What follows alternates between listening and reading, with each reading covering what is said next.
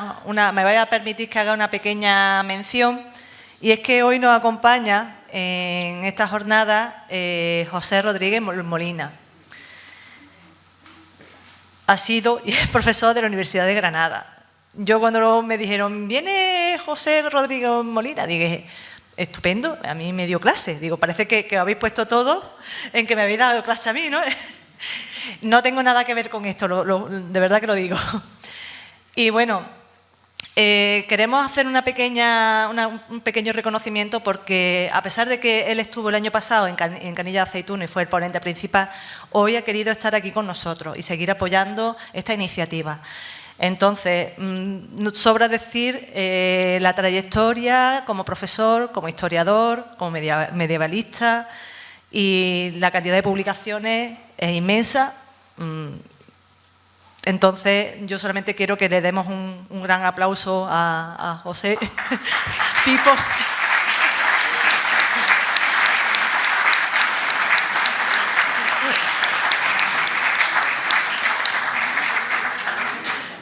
Y que sepa usted que guardo muy buen recuerdo de sus clases, aunque no me dedique a medieval. Bueno, vamos a seguir con Carlos. Carlos González Cabrioto ya puede hacer uso del ordenador, a ver si no nos juega una mala pasada la tecnología. Tenemos aquí a otro investigador que viene del otro lado del Mediterráneo, de la otra orilla. Y bueno, ha sido profesor de instituto, profesor asociado de la Universidad de Málaga, y hablar de sus publicaciones podríamos tirar aquí, no sé, hasta que lleguen los actores a hacer la representación o comernos la visita. Entonces, creo que hoy en día nos ponemos a buscar en Internet y la cantidad de publicaciones que tiene es inmensa. Y hoy nos va a hablar de las rábitas medievales en la Tada de Ventomí. Va a hacernos una pequeña introducción a lo que son las rábitas y cómo se han mantenido, cómo han llegado a nosotros a través de las fuentes, incluso a través de los microtoponimios, esas palabras que nos inventamos muchas veces para localizar cosas. Bueno,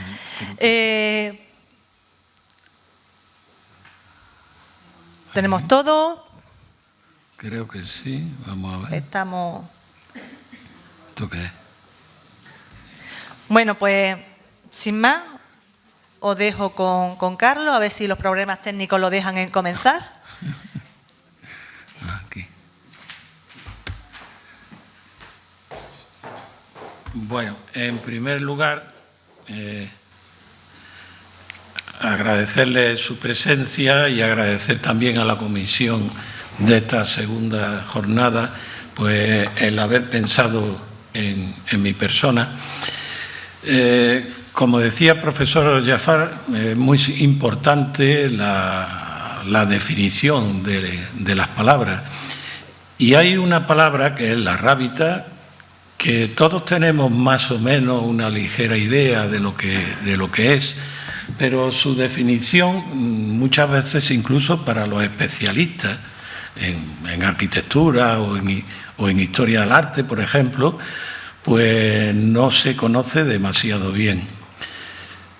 Vamos a llegar a su definición, porque hay definiciones muy antiguas, como por ejemplo la de Olivera Asín, que hablaba como convento fortificado,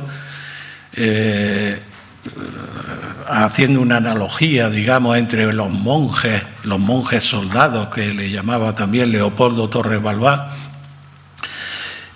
Vamos a hacer una aproximación a lo que es a través de varios aspectos, y uno de ellos son las formas arquitectónicas de las rábitas. Voy a poner algunos ejemplos, muy pocos. Por ejemplo, en la rábita de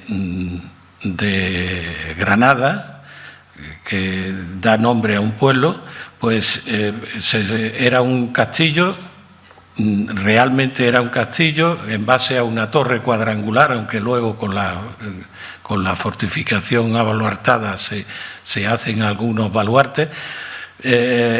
También hay otras rábitas, como por ejemplo esta otra que tenemos ahí de Dalía, la garita, que es una simple casa fuerte rectangular, más o menos amplia, que también se da en otros sitios. En el norte de África se da mucho esa forma arquitectónica también.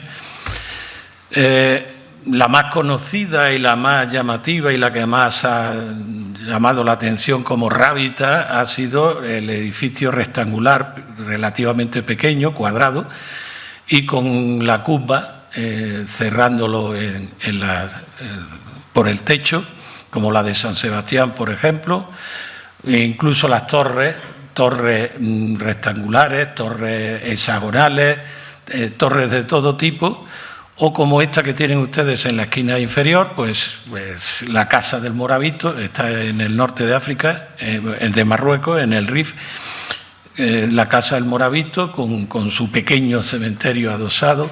Es decir, las formas, pues ya ven ustedes que no tienen nada que ver unas con otras, ni mucho menos. En el caso, por ejemplo, de aquí de Málaga, pues tenemos dos torres circulares, dos torres de las clásicas torres nazaríes de estructura circular, que han sido rábitas, ¿no?, según nos cuenta Guillén Robles. Algunas de ellas con una restauración que es penosa, como la Torre del Atabal, que han convertido en un depósito de agua, en algo parecido a un depósito de agua. Pero, en fin, ese es otro problema, las restauraciones, del que a lo mejor en otra ocasión les puedo hablar. También ha habido rábitas que han sido verdaderos castillos, como por ejemplo Fuengirola. El castillo de Fuengirola, que siempre en época cristiana se le ha llamado castillo de Fuengirola, pero hay documentos medievales, y hay incluso Ibn Batuta que cita ese recinto, ese castillo, como una rábita, y es un verdadero castillo, o pueden ser los castillos, por ejemplo, en la rábita de Susa, en Túnez, o incluso la propia Rabat nació como una rábita, o Alcázar Seguer también en la costa del Estrecho, pues también nació como una rábita.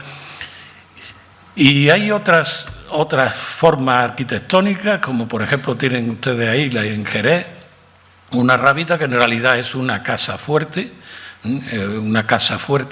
muy, muy cerrada, o bien, luego les hablaré de la rábita, que no castillo de Sedella, pero en fin, ese es un tema que después lo comentaré, o bien la rábita del Cabo Espartel en Tánger, cuyos restos todavía me permitieron pues poder hacer un levantamiento en 3D de su estructura. Son, en algunos casos, pues ya ven, verdaderos castillos grandes. O bien, la más famosa de todas últimamente, la rábita califal de Guardamar, que no tiene ninguna estructura, digamos, defensiva, sino que es un conjunto de oratorios organizados en torno a una iglesia central. Como ven, pues no hay una forma de arquitectónica definida. Es decir, el hecho de que tenga que tener una curva o que tenga que ser un edificio más o menos rectangular, pues no tiene nada que ver. Se dan rábitas de cualquier estructura. Es simplemente un sitio donde alguien pueda vivir. Referente a otros temas, como por ejemplo la situación, pues ¿dónde se sitúan las rábitas? Pues hay incluso hasta diferencias geográficas. Por ejemplo, en el norte de África, pues son numerosísimas los moravitos, las rábitas, en la costa. Bueno, esto no quiere irse para adelante.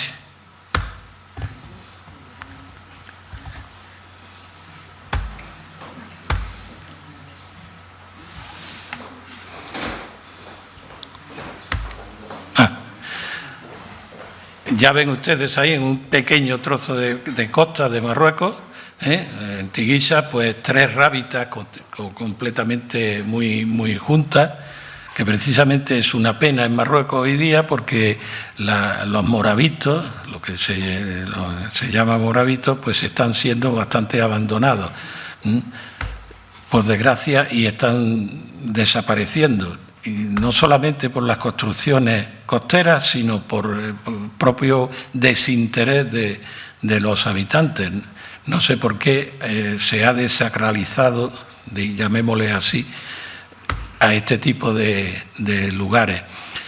La localización de las rábitas, pues fíjense que está o bien en acceso a castillos, estoy hablando de las rábitas que se conocen efectivamente como rábitas, o bien alrededor de las ciudades y pueblos, como torres de atalaya, para avisar de la llegada de los enemigos, sobre todo en las fronteras, que eran mucho más abundantes, está claro, en las costas, porque la frontera siempre, la costa siempre ha sido una frontera, pero también en las defensas de los caminos y en las defensas de los vados, de los puertos de montaña y en las intersecciones de los caminos.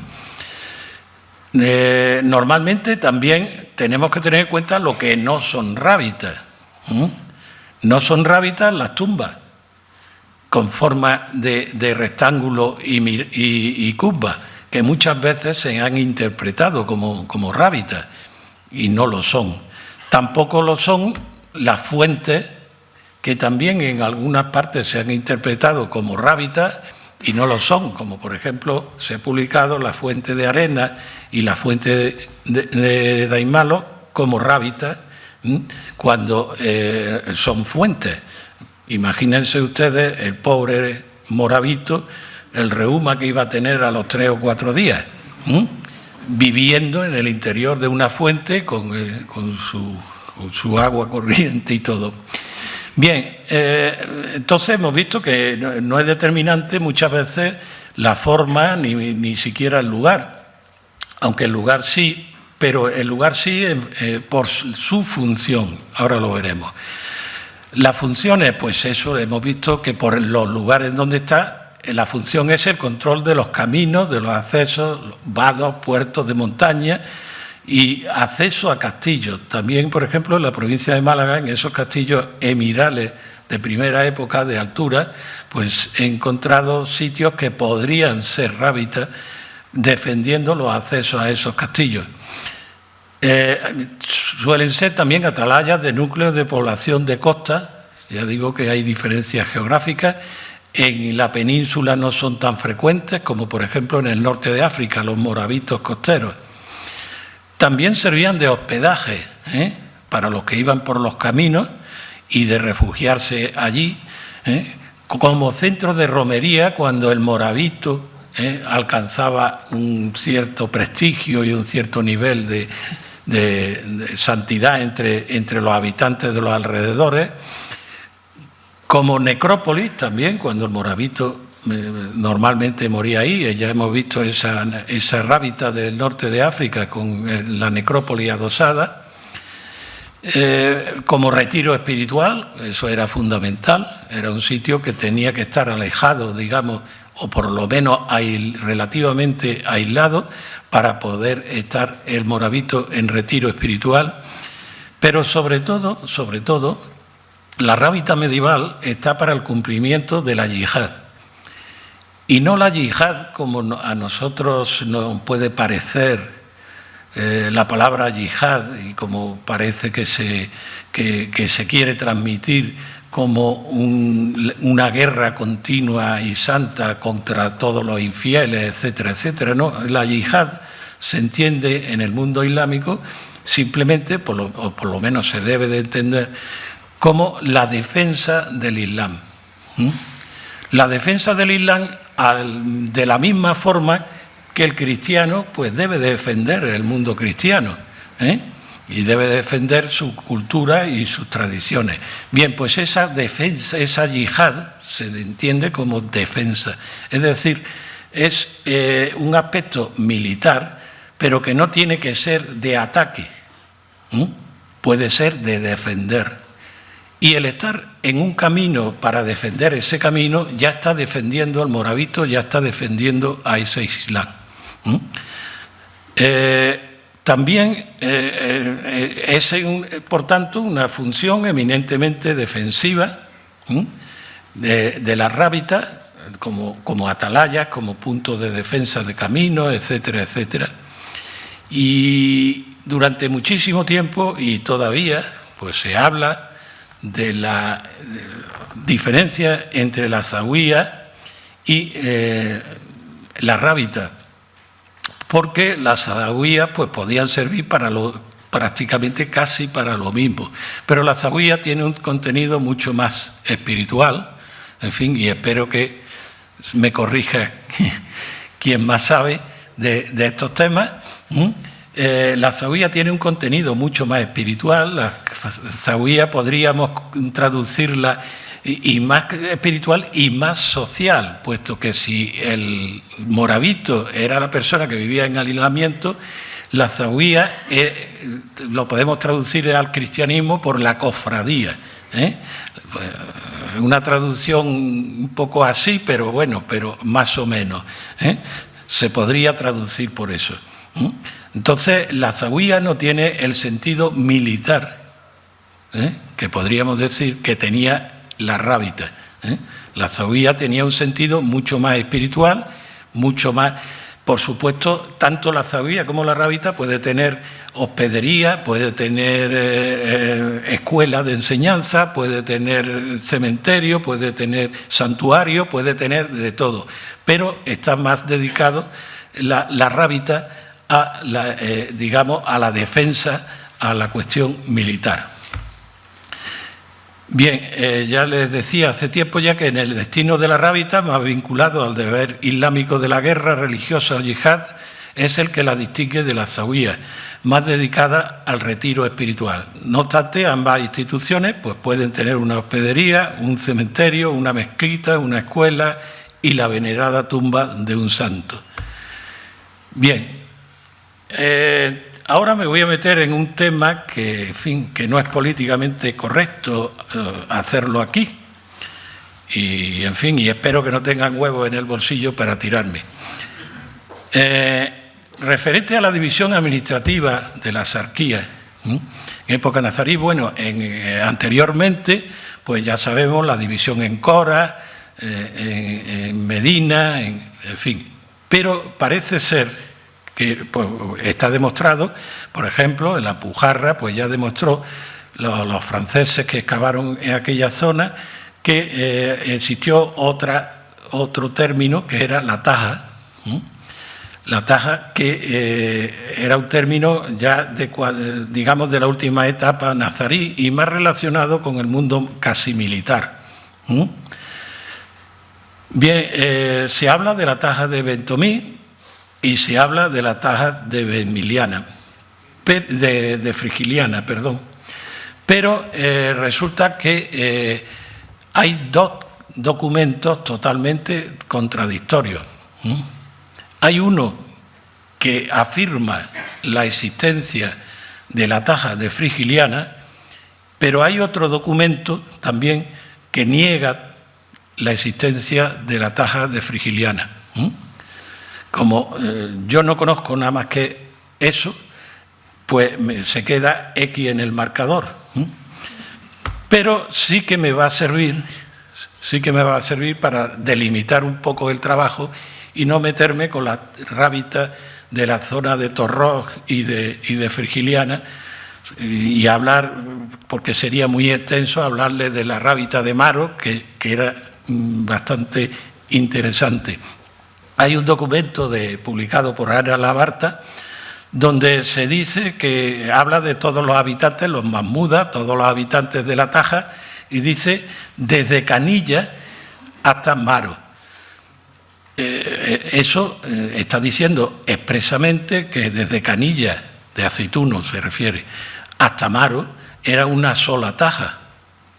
Pero luego existe otro documento sobre el reparto de la farda, del Reino de Granada, que habla de la taja. ¿Cuál de los dos se equivoca? Porque ahí hay una contradicción que no se casa uno con el otro. ¿Cuál de los dos se equivoca? Pues hasta que no aparezca por lo menos un tercero, pues no pues lo podemos saber. Es decir, se queda pues eso, X en el marcador. Entonces, realmente pues me ha servido para delimitar. en la Sarquía oriental malagueña pues tenemos las rábitas que nos hablan de ella, la toponimia que nos ha quedado, por ejemplo, la rábita de Torrós, la rábita de Sayalonga, la rábita de Montealegre, que es un microtopónimo que está relativamente pronto a desaparecer, porque solamente lo tienen algunas personas muy mayores de la zona. El cerro Rubitín, en Canillo de Albaida, Rubite, la aldea y el río, la rábita, famosísima de Canillo de Aceituno, y la rábita de Cómpeta. Bueno, aquí se ha comido algunas fotos. Bien, de la primera rábita que les voy a hablar es de la rábita de Paneque en Alcaucín. La rábita de Paneque no es ese su nombre original, ni mucho menos. Paneque aparece el repartimiento de Canilla de Aceituno como un propietario, seguramente de ahí le viene el nombre, pero en un cortado que hay allí hay un edificio rectangular de 8 y algo por 4 y algo, es decir, siguen las dimensiones del codo mamuní, lo cual pues nos está reflejando una época muy primitiva, es decir, una época emiral, califal, no creo que llegase, y el edificio todavía se conserva bastante bien en sus cimientos, como ven ustedes, pero para un arqueólogo eso es conservarse muy bien, hombre, yo no me pondría a vivir ahí, pero en fin, pero está muy bien conservado. Bien, su situación pues está... Bueno.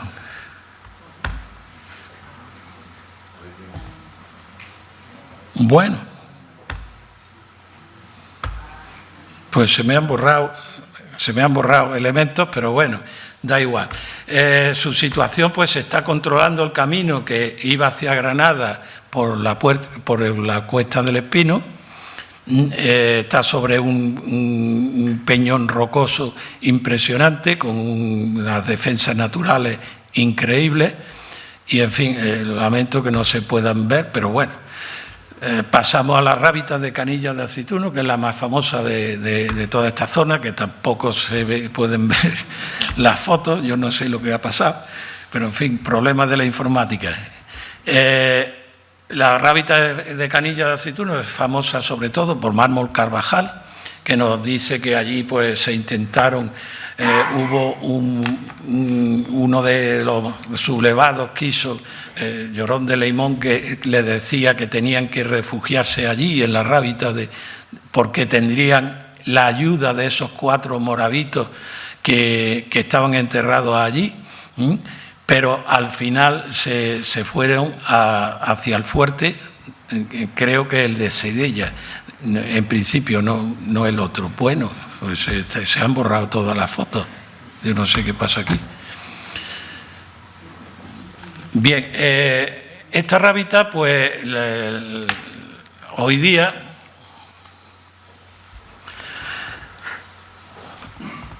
es una pena porque los planos también se han borrado de donde estaba, porque hoy día pues pervive el topónimo en una fuente que existe, la fuente de la rábita, persiste también en un cerro, pero ni alrededor de la fuente ni en el cerro hay cerámica, pero sí, digamos, en un punto intermedio hay algo de cerámica medieval, que posiblemente ahí estuviese esa rábita de los 4 moravitos, porque lo que se dice en alguna que otra publicación de que estaba en el interior de la cueva de la rábita, porque hoy día hay una cueva que también se llama Cueva de la Rábita, esa cueva está en base a un refugio, porque se nota que desde casi la misma entrada está hecha, digamos, con materiales modernos, ¿no? Es una mina de hierro,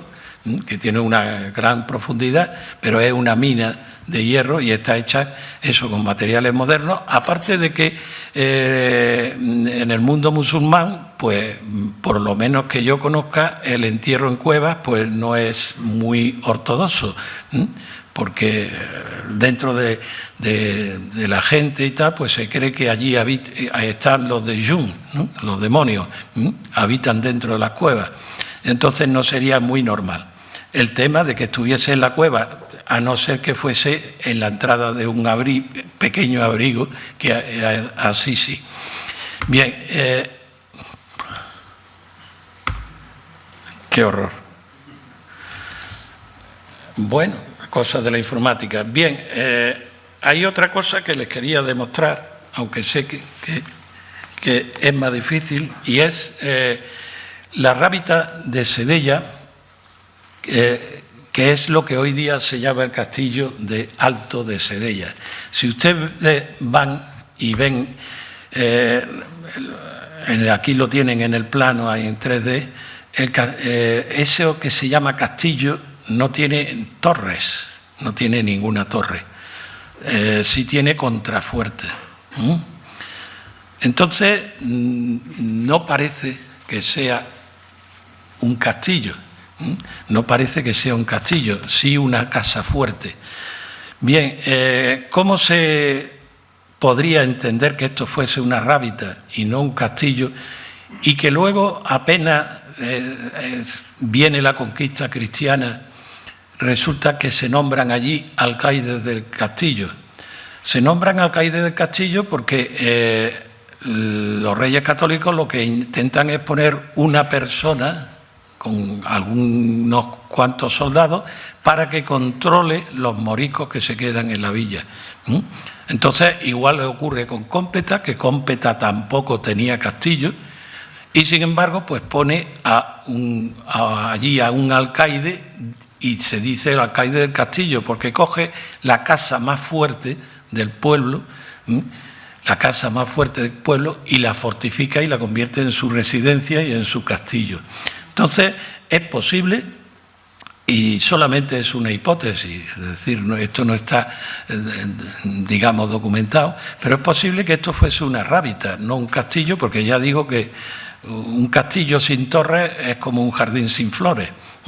Entonces, hemos visto...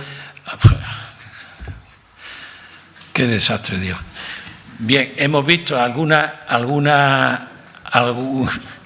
hemos visto algunas rábitas que son esos grandes casas fuertes, como incluso igual que la de Sedella. Si tuviéramos aquí las fotos, pues veríamos, comparándola con la rábita de Jerez, la rábita de Roa-Boulatán de Jerez, veríamos que se parecen mucho ambas. Bien, otro sitio, bien, aquí tenemos abajo, tenemos la rábita de Jerez. Y además en su situación pues se parece también mucho a otras rábitas conocidas, como por ejemplo la rábita de Casares, la rábita que había en Casares, que después se reconstruyó en el siglo XIX para construir el fuerte de Valdenebro, en su lucha contra los franceses, y está en una situación pues, exacta, por encima del pueblo y dominándolo. Bien, otro sitio de rábita, ¿cómo voy de tiempo? ¿Qué? ¿Me queda? Otro sitio es Rubite, que el topónimo ya lo dice todo, que Gutiérrez Cabello, un investigador de Sedella, pues identificó con los caserones. Realmente es mucho más que el Rubite actual, porque el Rubite es una aldea actual, pero esa aldea está a una distancia que, según nos dice el repartimiento de Sedella, nos dice que Rubite estaba a 2 leguas, a legua y media, perdón, de Sedella y a 9 de Vélez. Y el Rubite actual pues no se corresponde con esas distancias, y casi se corresponde con esas distancias el despoblado de los Caserones, donde sí es cierto que hay un despoblado, hay un yacimiento arqueológico con bastantes cerámicas, como esta que estamos viendo ahí. Aquí tienen ustedes donde está Sedella, donde están los Caserones y donde está el Rubite actual. Pero, digamos, en mitad del camino hay otro yacimiento también muy interesante, que además se corresponde mucho mejor con el sitio donde estaría una rábita, que es en la zona, no es exactamente en los Valverdes, pero en la zona de los Valverdes, junto a un vado sobre el río Rubite, hay un yacimiento con cerámica, por lo menos almohade, y también con restos de canalizaciones de agua, etcétera, y es mucho más lógico que el otro. Otra rábita transmitida por la toponimia, la rábita de Sayalonga, de la que se habla en alguna publicación ya antigua, se habla incluso de un camino empedrado que existía, y ciertamente ese camino en los años 81, 82 por ahí pude comprobar que estaba. La pena es que no le hice fotos, porque hoy día lo he buscado y no está, no está, por lo menos donde yo lo vi. Bien, esta rábita de Sayalonga pues tiene en su parte superior, pues tiene también unas cazoletas de fundición, tiene un control enorme sobre el territorio que lo circunda, pero tiene toda su mitad, en su mitad ha sido arrasada y ha sido quizás para prepararla para futuras construcciones. Otra rábita que, aunque bueno, se sale por unos metros de lo que sería la Taja de Ventomí, la rábita de Torrox, que de esta sí quedan restos arqueológicos.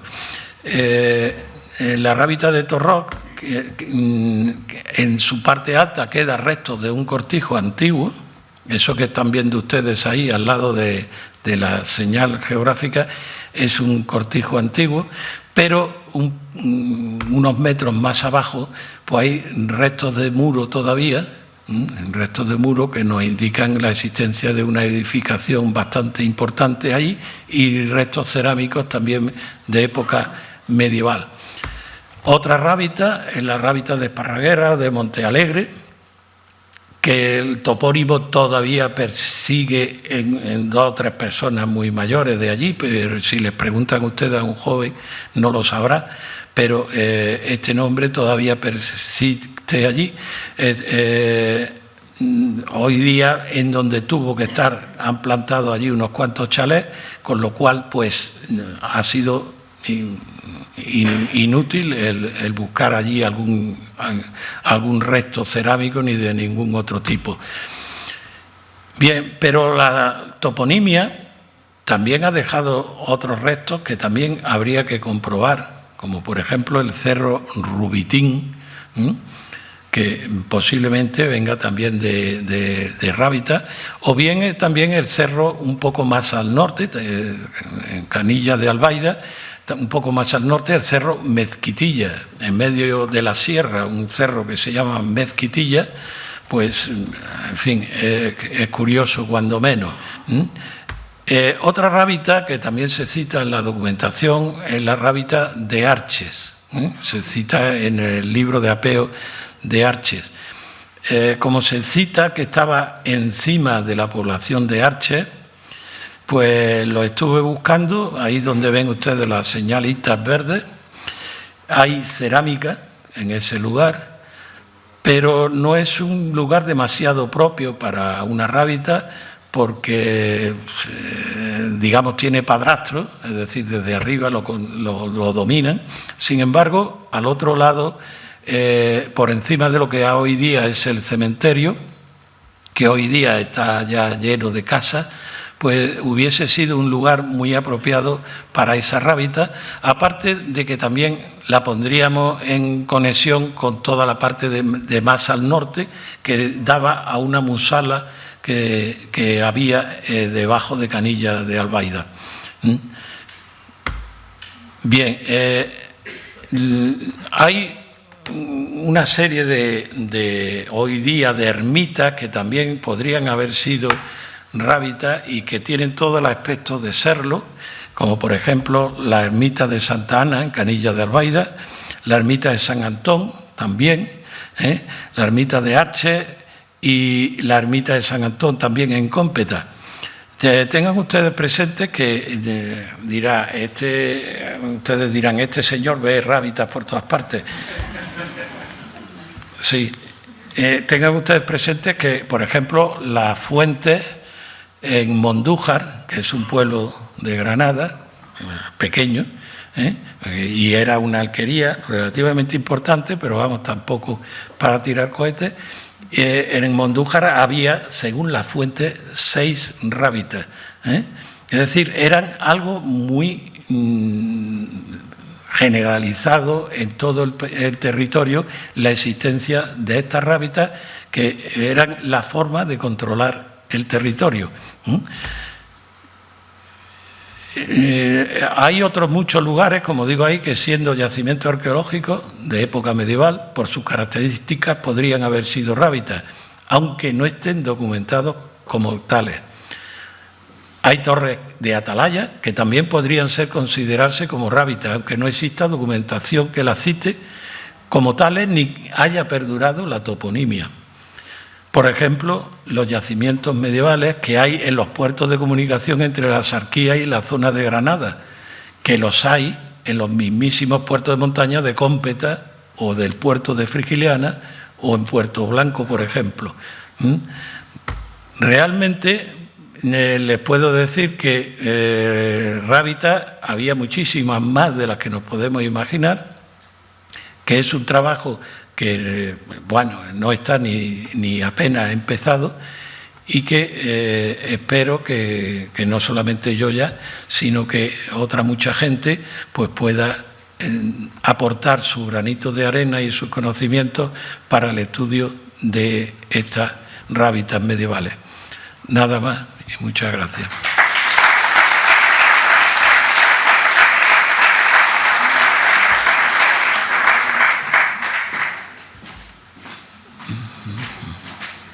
No es por nada, pero estáis dejando mucho trabajo por hacer, ¿eh? Muchas tareas, muchas tareas. Sí, Pilar y tú, vaya, nos vais a dejar una buena herencia. Bueno, pues, ¿tenéis alguna pregunta que hacerle a Carlos? Aquí Puri, Valentín. Ahí, bueno, después pasáis los micrófonos. Y sí. También. Carlos, enhorabuena por tu trabajo. Se ha colado. Fantástico. Ya que lo cogí, ¿verdad? Te has colado. Comentar, mira, aquí en Frigiliana existía una rábita en el entorno del castillo de Liza, que aparece documentada en los repartimientos de Vélez. Curiosamente hay una referencia de que se entregan unas tierras en el lugar de la rábita del castillo de Liza, que está situada, como tú bien dices, no encima, sino en lo que ahora son los bancales que están en los accesos. Y la única referencia que tenemos aquí de la existencia de una rábita, topónico que aquí no se conserva. Sí. Es que él mismo me preguntó el otro día y yo no lo escuché. Sí, bueno, realmente es otro tema, porque no he hecho ni Frigiliana ni Nerja, la he metido, porque en Nerja también hay otras pocas. Pero ese dato se lo pregunté a Puri precisamente porque aparece en un libro de Navas, aparece la rábita del castillo de Frigiliana. Y a mí me extrañó porque pone que está en los repartimientos de Vélez. Pero los repartimientos de Vélez han sido publicados y la publicación me la he leído. Yo lo he visto ahí en los repartimientos de la publicación. En la publicación. Pues entonces mis ojitos han fallado. Porque está en una anotación hacia el final del texto, te aparece en un rosario que hay. Pero vamos, esa será estudiada más adelante, lo mismo que una que es increíblemente curiosísima, que es la de Maro, ¿no? La rábita de Maro, la rábita de la Peña Horadada de Maro, o la rábita de la Torre de Maro también se dice, y eso es un sitio increíble. A la Papuri, venga, es que te has colado, Pablo. yo quería decirte respecto a la duda que has puesto sobre si eran tan distintas Bentomí y Frigiliana. Digo yo, no es suficiente que tuvieran o que hicieran dos capitulaciones distintas cuando la conquistan. Porque es que cuando hacen la capitulación de Bentomí se dice cuáles eran los pueblos con los que estaban capitulando. No aparecen los de esta zona. La otra capitulación no ha aparecido, aunque se sabe que existió. Sí, desde luego es un dato. Es un dato. Y el otro en el que tú te basabas tu duda era sobre la carta de Ana Labarta, donde el musulmán le explica al marqués de Cádiz y lo que le dice, o yo recuerdo haber leído, lo que le dice que somos descendientes de tribus mahmudas, que nos extendimos desde Canillas hasta Mal. Pero eso no quiere decir que fuera la misma. No dice exactamente eso. Dice los mahmudas expresamente, vamos, te lo digo entre comillas, de toda la Taja, desde Canillas hasta Maro. O sea, dice eso expresamente. Es decir, claro, esa es la traducción que hace Ana Labarta también, que vamos, yo me fío de ella. Lo mismo que me fío, por ejemplo, de la otra persona, porque no he visto el documento, no lo he visto ni él lo reproduce, el documento que habla de la Taja de Frigiliana, que es el reparto de las fardas. No lo he visto en directo, no, pero me fío de Miguel Ángel Ladero Quesada, o sea... Pero quiero verlo y la próxima vez que vaya a Simancas voy a verlo. Bueno, no a Simancas, en el Histórico Nacional. A la casa de Puri. Pues me evita un viaje. Se reparten distintamente las poblaciones de Bentomí y las de Frigiliana. Sí, ese documento, vamos, Miguel Ángel Ladero Quesada es de los mejores historiadores que hemos tenido en España, o sea, y es plenamente fiable y vamos, él dice que pone en el documento la Taja de Frigiliana y yo me lo creo.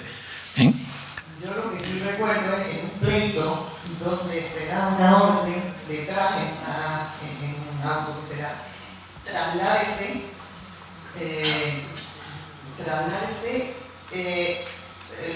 la capitulación de un traslado de la capitulación de Bentomí y otra la de Frigiliana Valdetorros.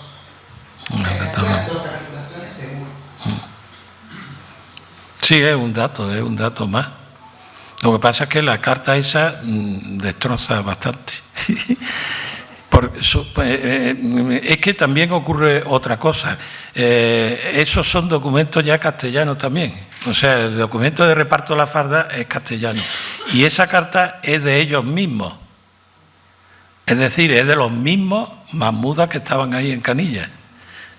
O sea, ahora la historia muchas veces y los documentos mienten y se equivocan, como nos equivocamos nosotros. Muchas gracias, profesor Gracioso. Por la toponía, rubite, la hábitat, todo eso es muy correcto. Solamente tengo que precisar un poco por el topónimo rubitín. No tiene que lingüísticamente provenir del hábitat, sino del morabitín, porque vitín es el plural como se dice en árabe. Entonces se refiere a los hombres, a los que los encuartelan, que hacen el cuartel. Y en general esas hábitats existen en la frontera o en la costa. Está el cuartel incluso inventado en la Edad Media. En Marruecos son muy raros. Solo tenemos a Rabat, que es la capital de Marruecos, a Rabat, que fue un cuartel de los almohades para hacer la conquista marítima de la península, y una hábitat de Sheker en la provincia de Sati, en la frontera con los heréticos. En general es un término raro en Marruecos. sobre todo la edad moderna. La edad media un poco, no tanto, pero un poco, la edad de los almohades y tal. Eso viene de la Almorávide, claro. Y de eso deriva también otro término que tiene casi el mismo sentido, que es muzada, es decir, encuarterarse en la costa, en el costa o frontera, es decir, estar frente del enemigo directamente. Enhorabuena, porque he visto cosas que ahora que se han cerrado, por ejemplo, estos mausoleos que se pierden, es a causa del wahabismo. La gente se desinteresa de las tumbas, de las cúpulas y de todo.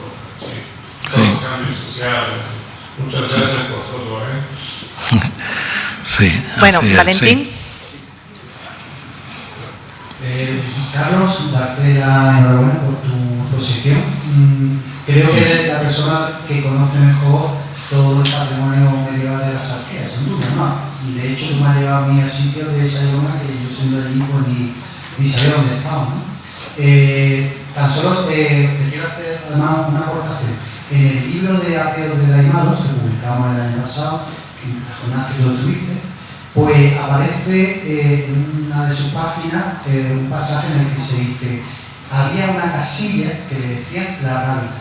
Esa rábita está en el camino de Daimalos a su molino que está en el río Seregón, que seguramente, apuntando a lo que tú dices, serviría para controlar el paso el camino, claro. El camino hacia el molino, creo, y hacia el río, que es un punto importante, ¿no? Es una de las visitas que tenemos pendiente, pues, si quieres podemos ir a ver. Y enhorabuena por tu trabajo. Vale, gracias.